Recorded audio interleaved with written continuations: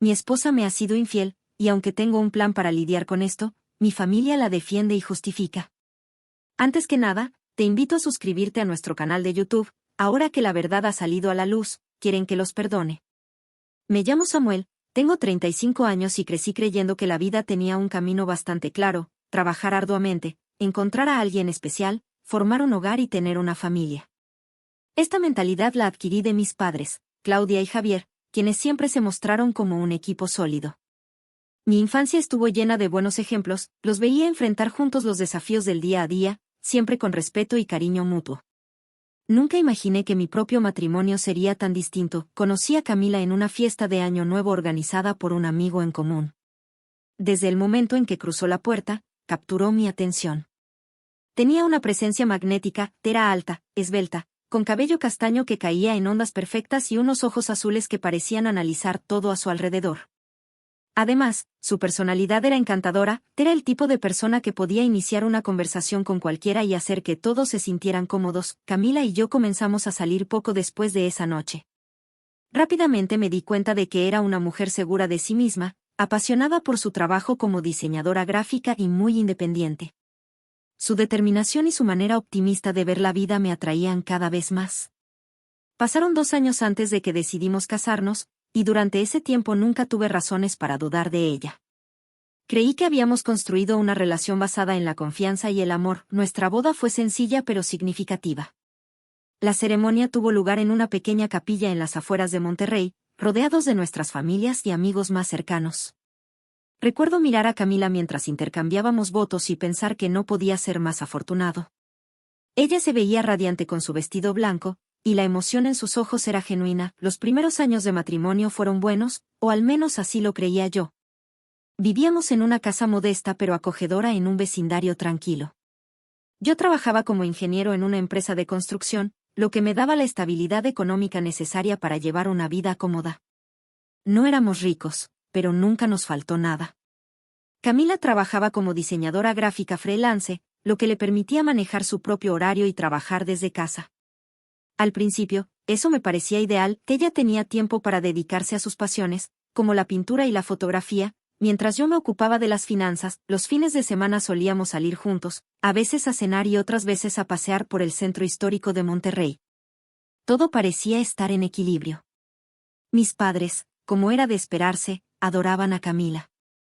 Mi madre, especialmente, se había encariñado con ella desde el principio. Camila era del tipo de persona que sabía cómo ganarse a los demás, siempre tenía un comentario amable o un gesto atento para quienes la rodeaban. Mi madre la consideraba como la hija que nunca tuvo y a menudo la invitaba a tomar café o a pasar las tardes en su casa. Mi relación con mis padres siempre había sido cercana, pero con el tiempo sentí que Camila comenzaba a ocupar un lugar más importante en sus corazones. Esto no me molestaba, hasta al contrario, me hacía sentir orgulloso de mi esposa. Sin embargo, noté que esto le daba cierta ventaja cuando había desacuerdos entre nosotros. Camila y yo rara vez discutíamos, pero cuando lo hacíamos, parecía tener un talento especial para salir victoriosa. Sabía cómo argumentar de manera persuasiva y, a veces, lograba convencerme de que yo estaba equivocado. Incluso cuando no lo estaba, comencé a notar pequeñas cosas que, en su momento, no me parecieron alarmantes, pero que ahora entiendo que eran señales de algo más profundo.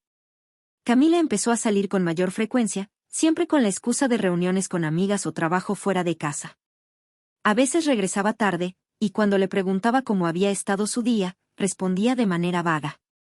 Otra cosa que me incomodaba era su constante uso del teléfono. Camila siempre había sido activa en redes sociales, pero últimamente parecía estar más pegada a su celular de lo normal. A menudo, se reía sola mientras miraba la pantalla, pero cuando preguntaba qué era tan gracioso, cambiaba rápidamente de tema. Una parte de mí quería confiar en ella, pero otra no podía ignorar la sensación de que algo no estaba bien. Decidí no confrontarla en ese momento, pensando que tal vez estaba exagerando. A medida que pasaban los meses, mis dudas comenzaron a pesar más en mi mente. Trataba de concentrarme en mi trabajo y en nuestras metas a futuro, pero no podía dejar de pensar en los cambios en el comportamiento de Camila. Habíamos hablado muchas veces sobre tener hijos y construir una familia, pero esas conversaciones ahora parecían más distantes. Me preguntaba si había hecho algo para que ella se sintiera insatisfecha o descontenta. Siempre había intentado ser un buen esposo, trabajaba duro para mantenernos, Apoyaba sus proyectos y trataba de ser comprensivo cuando necesitaba tiempo para ella misma.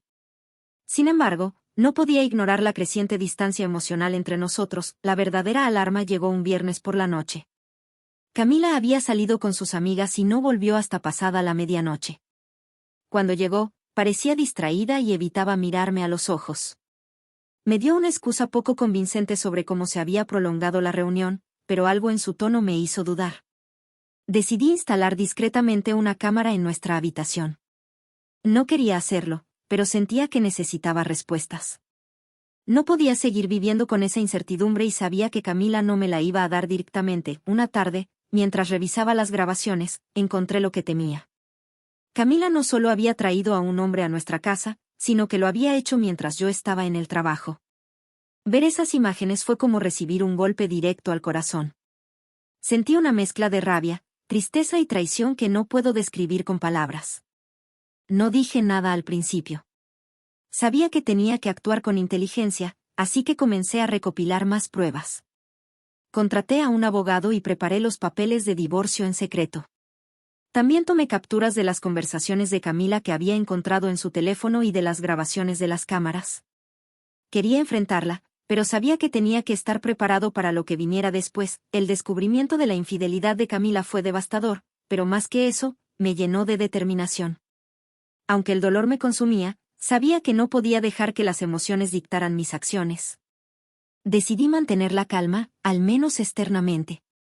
Durante los días que siguieron, actué como si nada hubiera cambiado. Seguía yendo a trabajar, cumpliendo con mis responsabilidades y respondiendo de manera habitual a las preguntas de Camila sobre mi día. Internamente, estaba diseñando un plan para afrontar lo que había descubierto. Sabía que no bastaba con enfrentarnos en un momento de furia. Camila era astuta y tenía una habilidad especial para manipular a las personas. Si quería salir de esta situación sin quedar como el malo de la historia, necesitaba pruebas irrefutables y una estrategia sólida. Por eso, comencé a registrar cada interacción sospechosa que tenía con ella.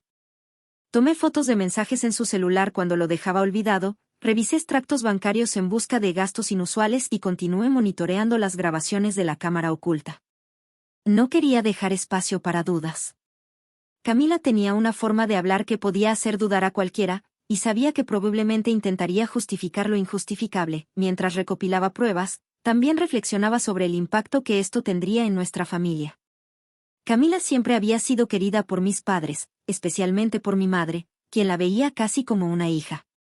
En más de una ocasión, mi madre había comentado lo afortunado que era de haber encontrado a alguien como Camila, y yo, en su momento, había estado de acuerdo. Comencé a imaginar cómo reaccionarían mis padres al enterarse de la verdad. ¿Me apoyarían incondicionalmente o se dejarían influenciar por la imagen que Camila había construido de sí misma? La incertidumbre me preocupaba más de lo que quería admitir. Decidí que era momento de enfrentarla. Había recopilado suficientes pruebas para sustentar lo que había descubierto, y mi abogado ya tenía los papeles de divorcio listos. Esa noche, Camila llegó a casa después de una supuesta reunión con amigas.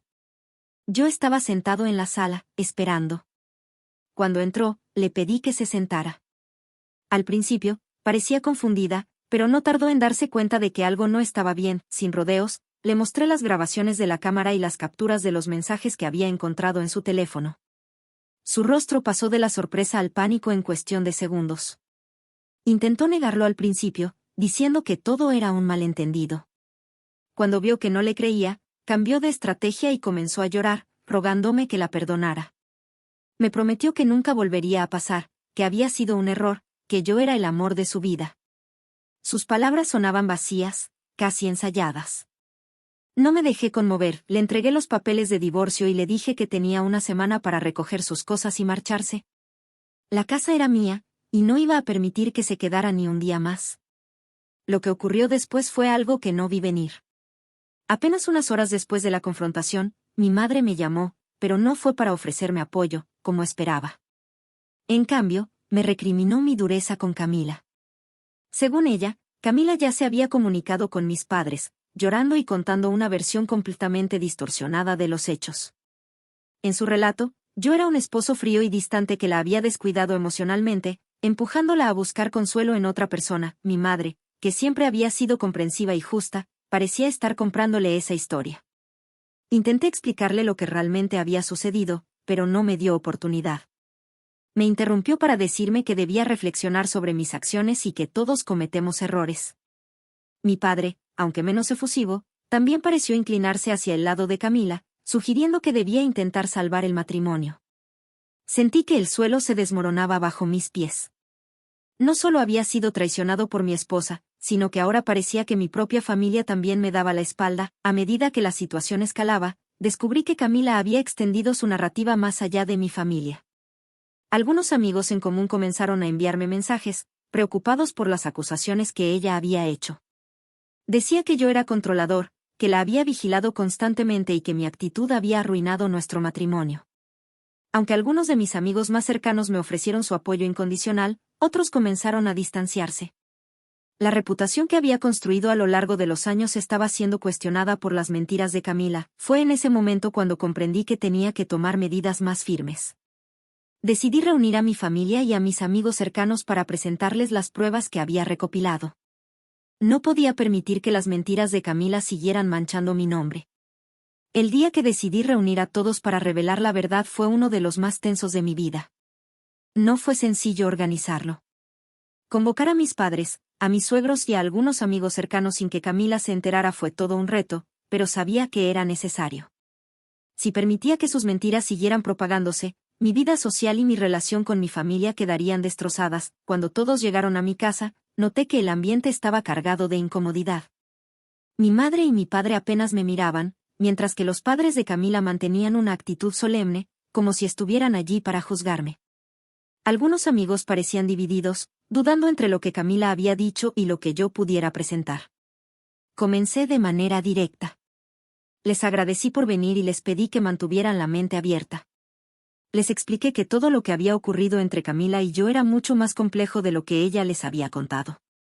Antes de que alguien pudiera interrumpirme, conecté mi computadora a la televisión y comencé a mostrar las pruebas. La primera grabación que presenté fue la más contundente: Camila y su amante en nuestro dormitorio mientras yo estaba en el trabajo. El video lo decía todo. No había espacio para dudas ni interpretaciones. El silencio en la habitación fue absoluto. Mi madre palideció, mientras mi padre fruncía el ceño, claramente impactado.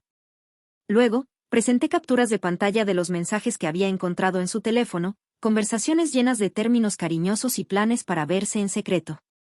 También mostré los extractos bancarios donde se reflejaban los gastos en restaurantes y hoteles que Camila había intentado ocultar. Por último, compartí mensajes que ella había enviado a sus amigas, donde confesaba cómo manipulaba la situación para quedar como la víctima. Cada palabra que leían en esos mensajes era como un clavo en el ataúd de la versión de Camila. Cuando terminé de exponer las pruebas, nadie habló durante varios minutos. Mi madre finalmente rompió el silencio, pero no para disculparse de inmediato. En lugar de eso, murmuró algo sobre cómo las cosas no siempre son tan claras como parecen. Mi padre, sin embargo, fue más directo. Admitió que había cometido un error al prejuzgarme y que ahora entendía que Camila los había manipulado. Los suegros de Camila parecían desorientados. Su padre miraba al suelo, avergonzado, mientras su madre murmuraba excusas para justificar el comportamiento de su hija. Los amigos que estaban presentes intercambiaban miradas incómodas, conscientes de que habían sido demasiado rápidos para tomar partido sin escuchar mi versión. En los días siguientes, las disculpas comenzaron a llegar. Mis amigos me enviaron mensajes admitiendo que se habían equivocado y que lamentaban no haber confiado en mí desde el principio.